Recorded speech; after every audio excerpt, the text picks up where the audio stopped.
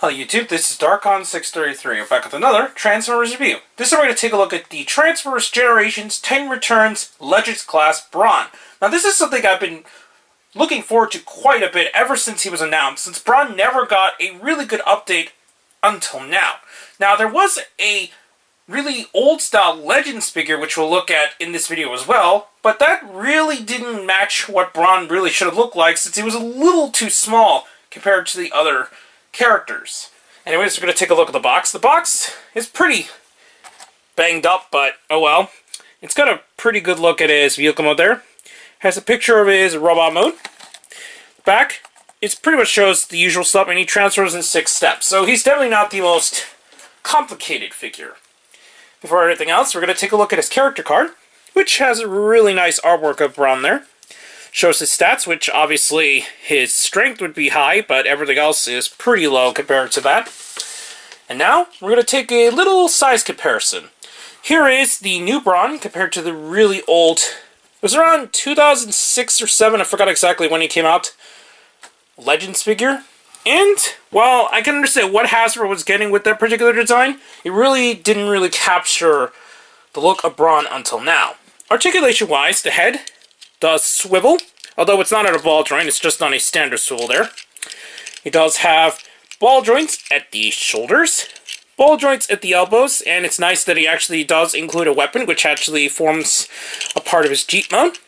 He has ball joints at the hips with swivels at the thighs, more than 90 degrees due to transformation, and his feet can pivot, but only via the ankles, not by the front, since he doesn't have any points of articulation otherwise. And that's about it for articulation. He does not have waist articulation or anything else. The overall design is still really nice looking though, and it definitely captures the look of Brawn pretty nicely. You can actually take the weapon if you don't want to in his hands. You can just plug it back there. So it's a very similar design to possibly just holding on to like the spare tires, since that's pretty much the design of it. But we're just going to quickly take this off now, since we're going to go on for transformation. To transform, it's really not all that difficult. We're going to collapse the heels, and these will form the back of the Jeep mode. We're going to collapse this like this, so it looks like that. And we're just going to plug them together. Do need to slide the joint into the little groove there. Next, what we're going to do is pull these up. Turn these so that the yellow bits face upward, and they will collapse into the sides there. We're going to do the same for the other side. And once we just plug this in together, it's a little tricky, but not a whole difficult. To finish out the transformation, unfortunately it does have some sort of parts forming. You do need to take the piece and make sure that the windows face this direction, and plug it here. And now we have Brawn in his vehicle mode. And now we got Brawn fully in his vehicle mode. Now, while it's not 100% accurate to the G1 design, it does have a really big reminiscent of that original character design, and I think Hasbro did a fantastic job with the overall sculpting in his vehicle mode as well. Unlike some other characters, I think it turned out pretty decently, and I really liked the update to the character. I forgot to mention, you can actually swivel the face around, since I'm pretty sure that actually is a part of the transformation, so it's nice that you can actually do that in order to show less overall parts in the actual figure. You actually can open this and place a Titamaster inside. I have Clobber here just to show how it looks like inside the vehicle mode. You just need to plug him in. You don't really need to put any of the arms up or anything for it, I could tell. I think this time you can just plug it in like normal, and it will actually sit in. Actually, it looks like you do need to pull the arms, after all. It's hard to tell. It did look like you could just plug it in, but it looks like you may need to do it after all. So, there we go. It's a little bit of a hard time actually adjusting, but there we go. Now it actually snaps into place, so that's really nice. You can take this piece off if you wish to, if you just want to have a wheel.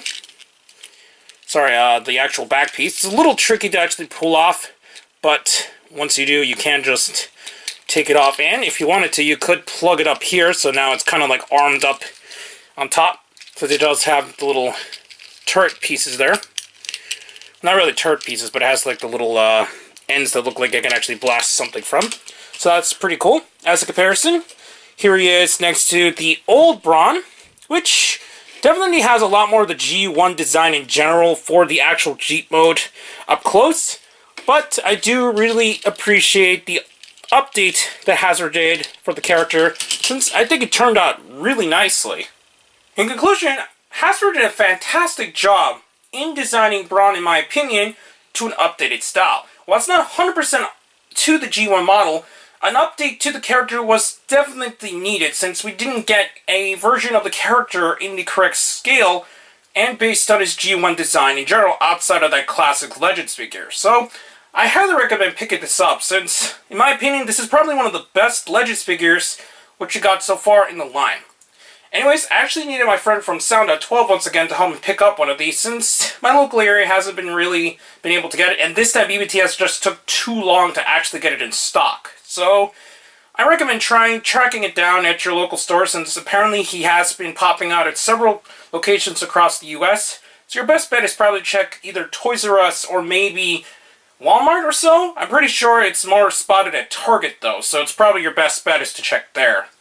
Anyways, please comment, subscribe, and check out Hero Club and Hero Taku. Also check our Twitter, Darkon633, and don't forget to check down the other channels down below. Please check the little bell at the bottom of the screen in order to see my content go up as soon as possible, and I'll be back with more Transformers reviews, but for now, I'll be seeing you later, YouTube. Bye.